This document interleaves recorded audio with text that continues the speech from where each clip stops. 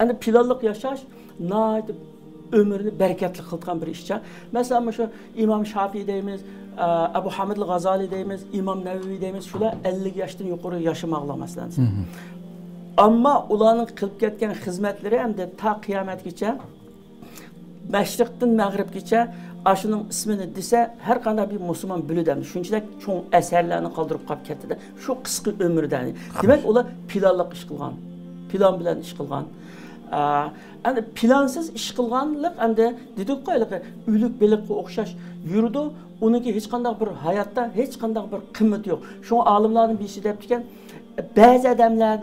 ba'zi odamlarni 30 yoshda vafot bo'ldi. 60 yoshda dafn qilindi deb qabrga yozib qo'yish kerak deydi. Nima ish qilsa 30 yoshda odam kadın chiqib bo'ldi. Har qanday ijodiyat, har qanday talant 30 yoshgacha odamda chiqadi. Ko'p vaqtlarda. Ba'zida 5 yoshi bak cho'ngib qolgan chog'da chiqib ketgan, lekin umuman 30 yoshda chiqib bo'lgan. 30 yoshgacha qo'ldan ish kelmagan odam hamda o'lik hamda u.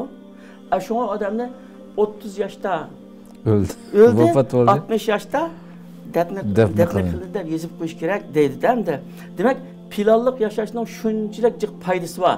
Ham odamning tan salomatligi uchun, ham odamningki vaqtining berekatlik bo'lishi uchun, ham bundaqiligi zirkib qolmaslik uchun, hamma narsa uchun planlıq yaşash. Ammo bir plan tuzish insonga shunday og'ir. Nimishqa inson rohat yashashni xohlaydi. Inson o'zini bog'lab qo'yishni xohlamaydi. Shunga bak og'ir kuching yetmaydigan planni tuzib o'tmay, ballag'imi tuzgandimi andaqiligi ballarni bir tashdek gulning ichiga sepib qo'ymay, gul deganmi shunga ama nimaga o'rmonga tikib qo'ysa, bir yog'ochni o'rmonga tikib qo'ysa, etizlikqa tikib qo'ysa, u yog'ochdan o'rmon bo'ldi ekan. Bir yog'ochni uyning ichiga akib bir tashdakning ichiga sepib qo'ysa, 100 yil tursa u yerda o'rmon bo'lmaydi ekan.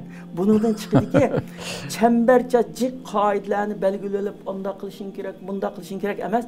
Öyünün içinde bir ortam rahatını koyup bir küçük gün rahat var ama intizam var, plan var, küçük gün rahatını koyup bir ayna kısıp tutken.